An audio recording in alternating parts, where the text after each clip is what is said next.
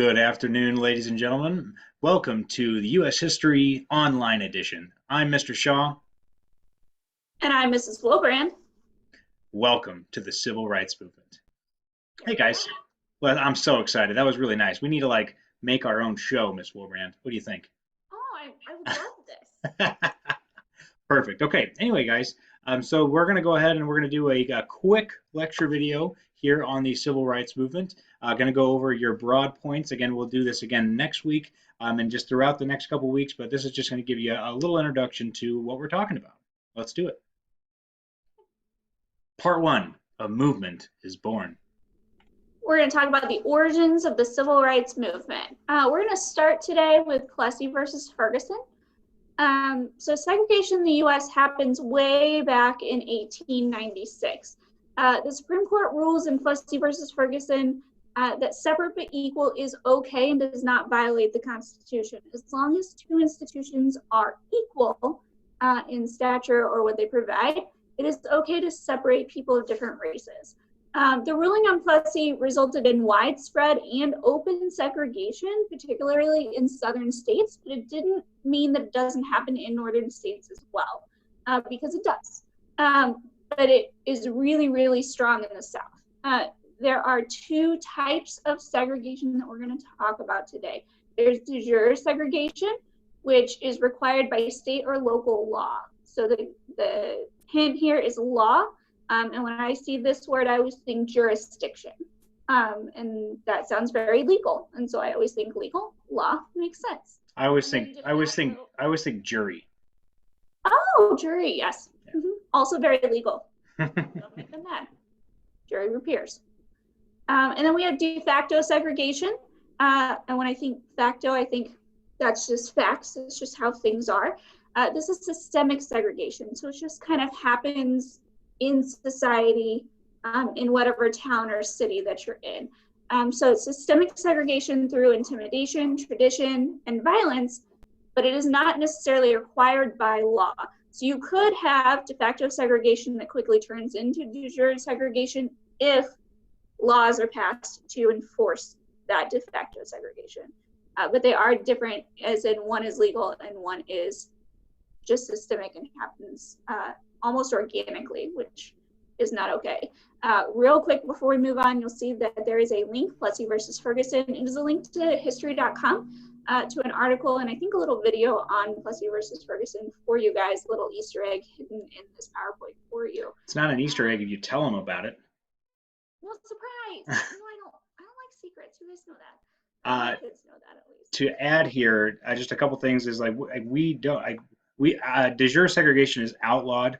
Currently, it's no longer in existence. However, de facto segregation actually continues to this day. We actually still have de facto segregation in St. Louis. Mostly the city is mostly African American, and then the suburbs tend to be white or a majority of white people. Anyway, in this whole area we're talking about, it happened over about 100 years, from about 1875-ish all the way until actually really the end of the Civil War, 1865, all the way to 1964, with the Civil Rights Act was passed. Anyway, continuing on. Can you hear Walker in the background? Okay, good. All right, anyway, so he's upset. Okay, I'm going to move you guys over here just for a second. All right, so getting into World War II.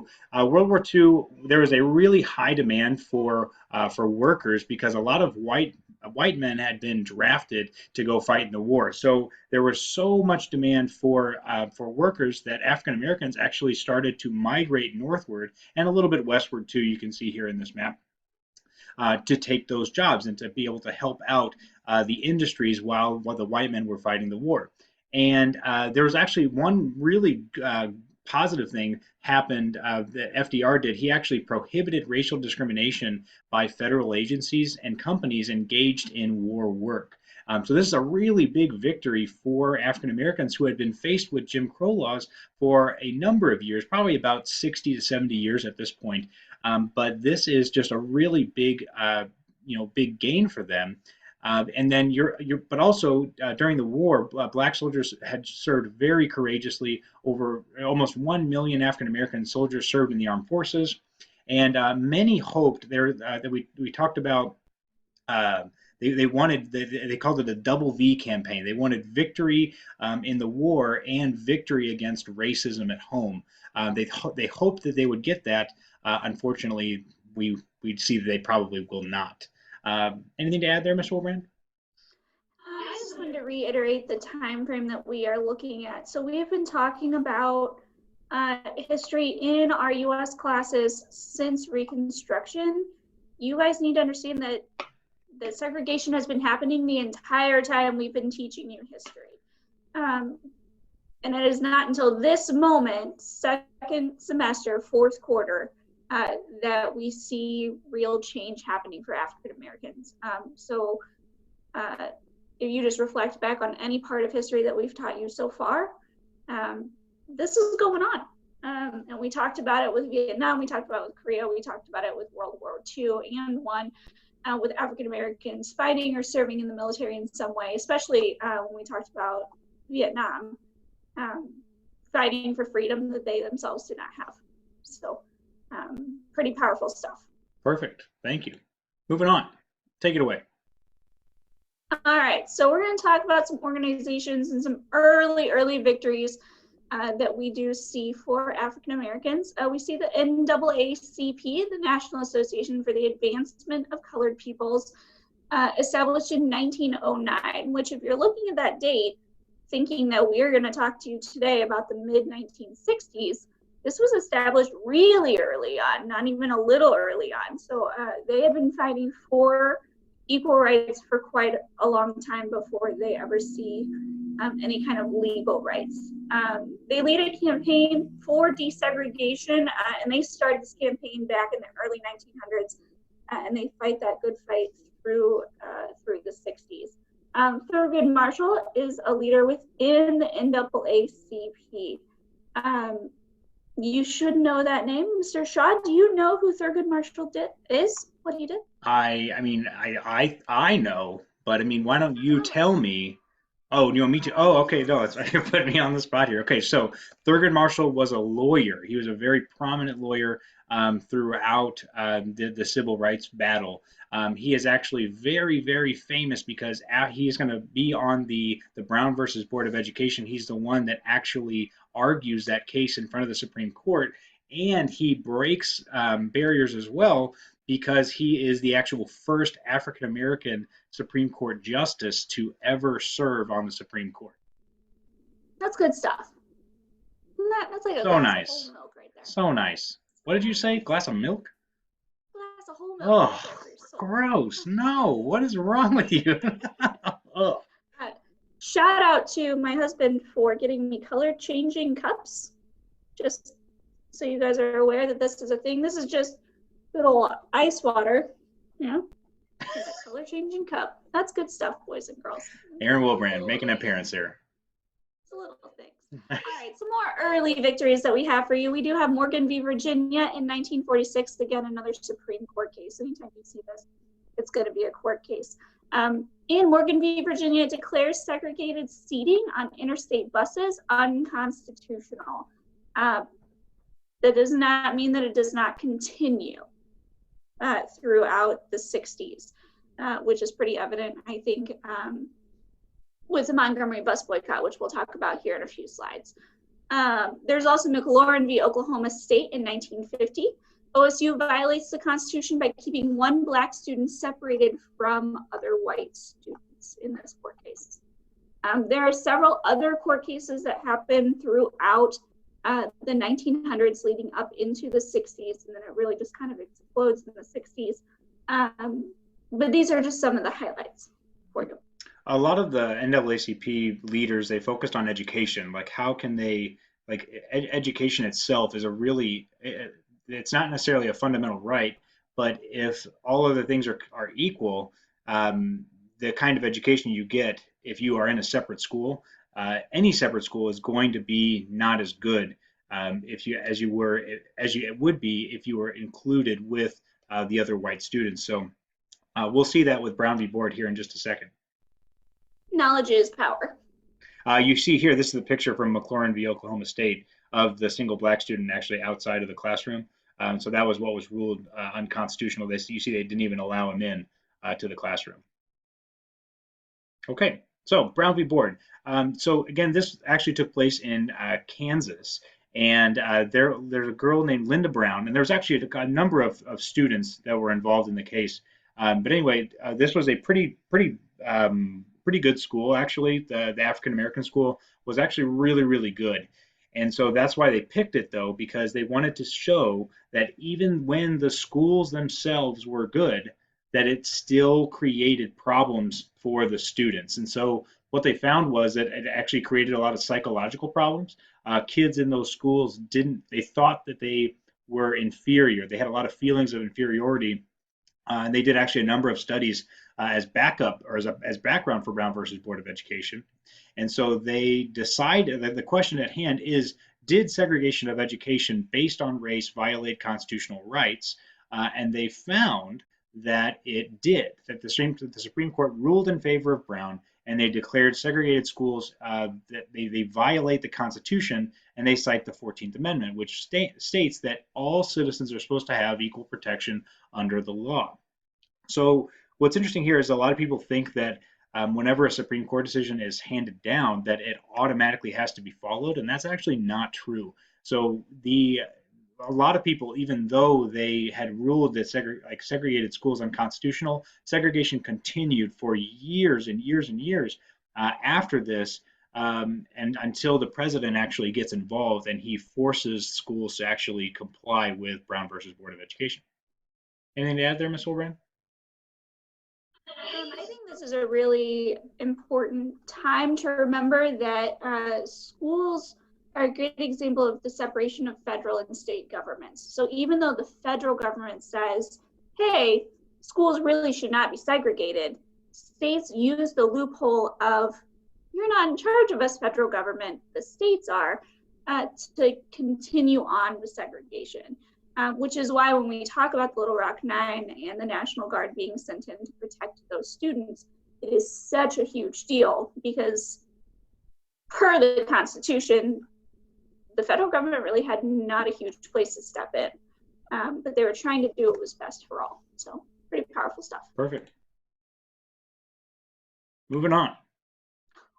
Speaking of, we're getting ahead of ourselves. Anyway, so they do. Sorry, I get so excited. You know how I am. I did too. It's okay. So there are some mixed reactions toward integration, and integration is just integrating Blacks and whites in society. In case you're not quite sure what that word is, it is a big one that we don't use all of the time.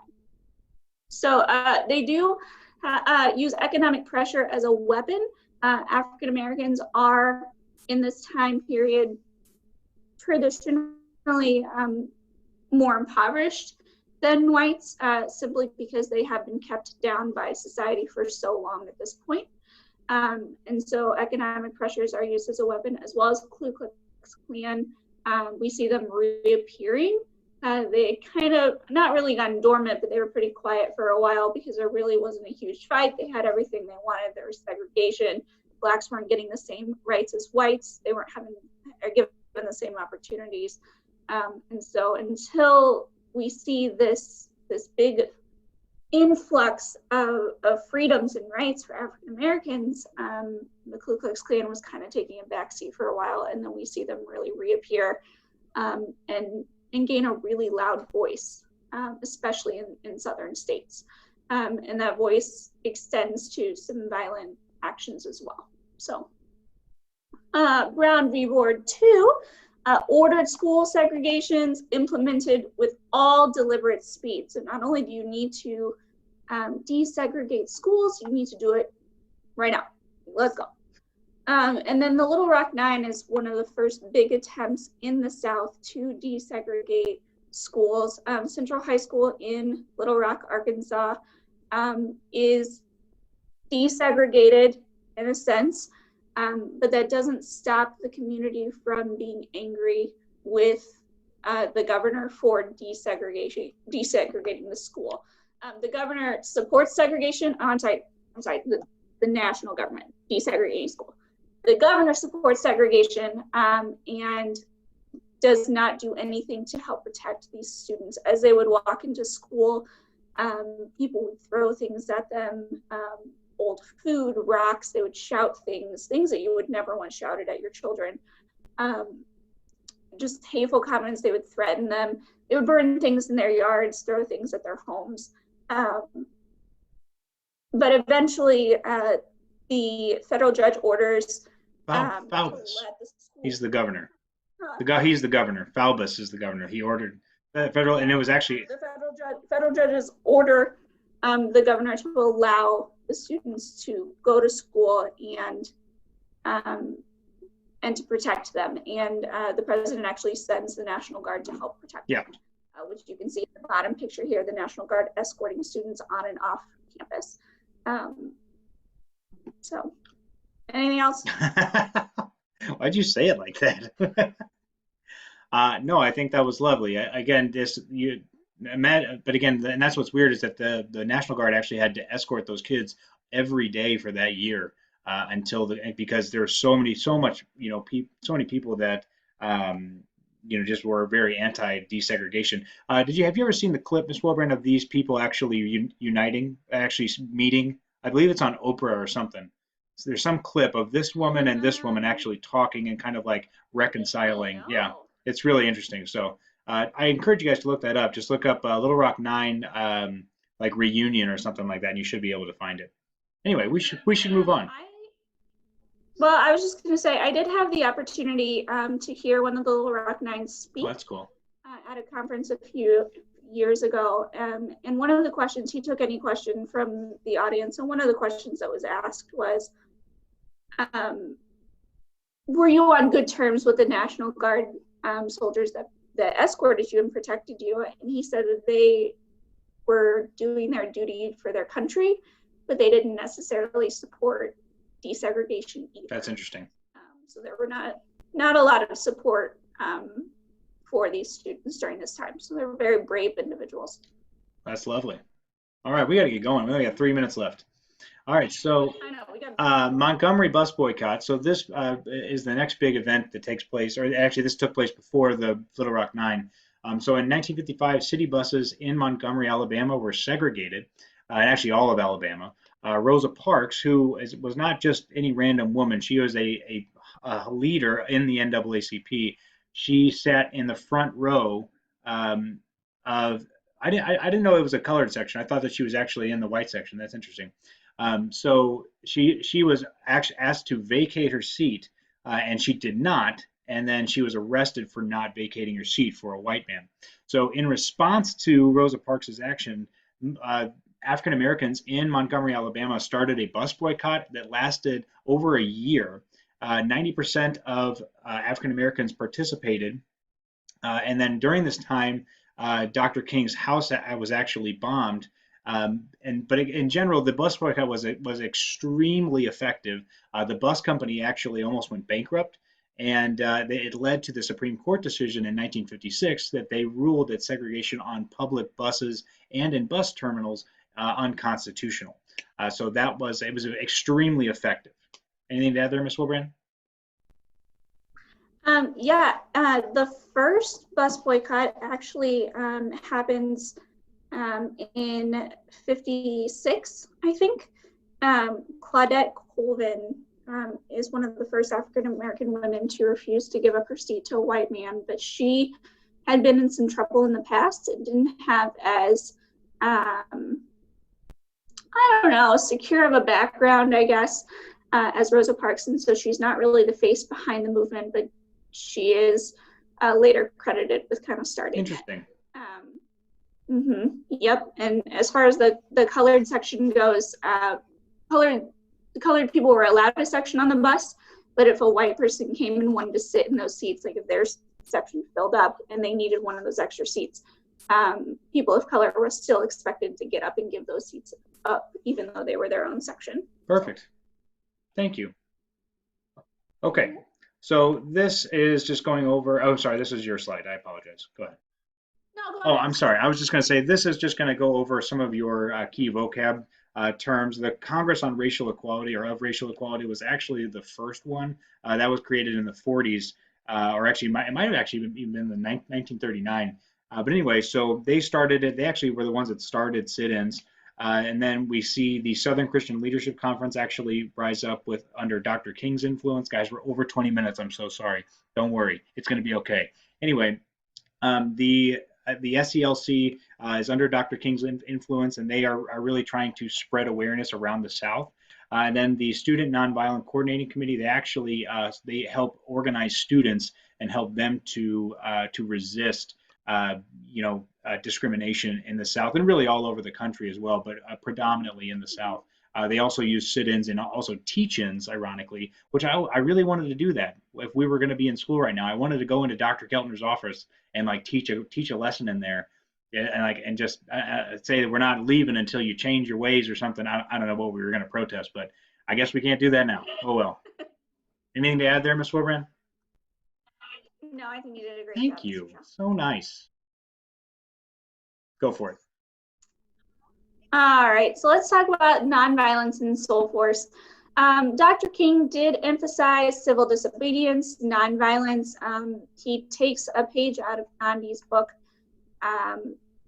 to really encourage the fact that people fight fire with fire. If you respond with anger and violence, that is only going to escalate any situation. So the best way to achieve what you want is to be calm, cool, and collected about it.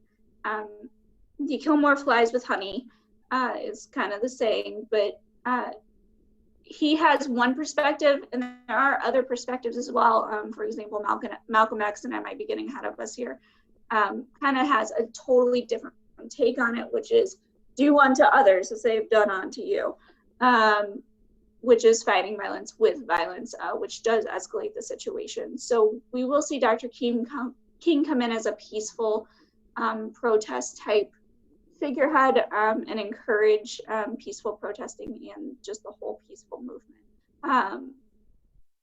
There is a comic book, The Montgomery Story, as well as civil rights groups that begin to adopt Dr. King's methods and begin to put into action peaceful protests and trying to do things the legal way and working through Congress versus violent riots or actions. Perfect. Last one. All right, so the last thing here is just about sit-ins. I'll just move us right here. Okay, so this was one of the first methods of peaceful protest. There's all these places are segregated right now.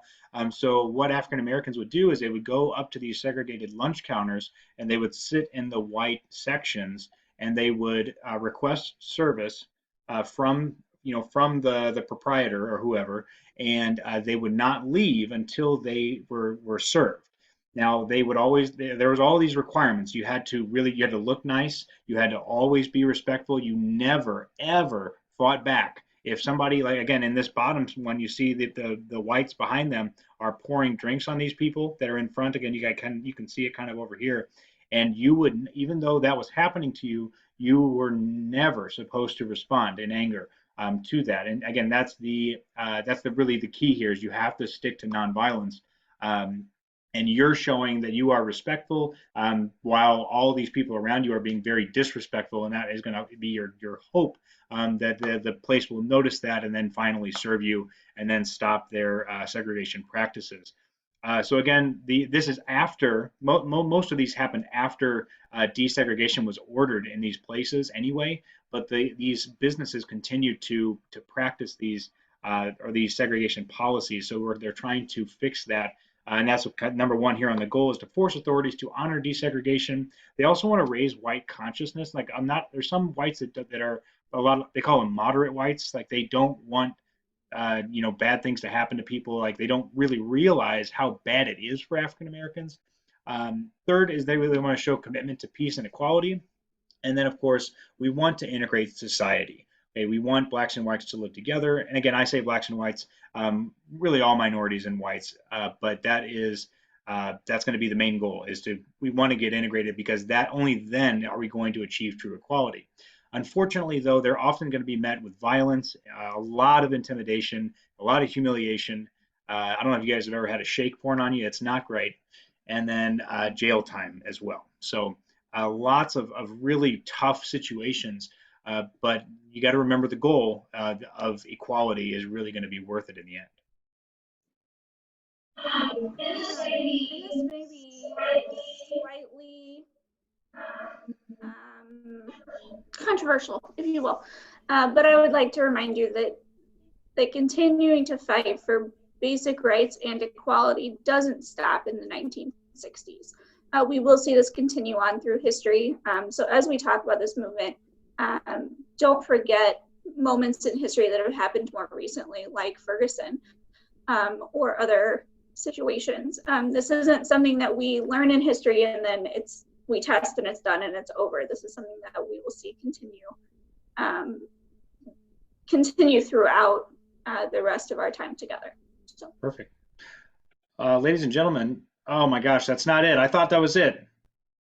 Oh Oh no, I'm no. so sorry. Okay, real So quickly, sorry. the Greensboro Four. These are four of the main sit-ins. This is just a specific example. I'm not really that worried about it. Again, at North Carolina A&T students, they organized to sit at Woolworth's lunch counter. The first day it was only 4 students. The third day it was 300 students. And their actions are kind of, they generate this national attention. And pay attention to the year here. It's 1960. Okay, Brown versus Board, again, so applying just to schools, had been enforced, quote unquote, for 5 years now. So there's it's an ongoing battle, and their actions are going to generate national attention. And then this is when you see like the Student Nonviolent Coordinating Committee really take up sit-ins as their main method of protest. Not moving on. Last one, okay, is just our main points here. Ms. Wilbrand, take it away. Summary for you. All right, so segregation was widespread in the U.S. since the Civil War. So don't forget that just because slavery was made illegal, that everything got instantly better for African Americans. This is not true. World War II did inspire the civil rights movement. I would argue, and Mr. Shaw, you can disagree, Vietnam really kicks it up a notch with fighting for freedom when you're not free yourself. The NAACP challenges segregation in education in court, dating all the way back to 1909 when it is established.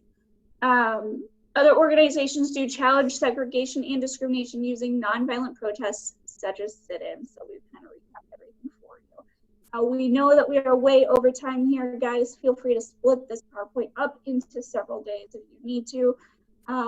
We just miss you, so we just need to talk to you a lot. And sorry, Ms. guys. Wilbrand and I love hanging out, and we also love talking about history. So it's a recipe for disaster. Nerds. Guys, this has been lovely. Thank you so much for hanging out with us. We love you. We'll see you in the next one.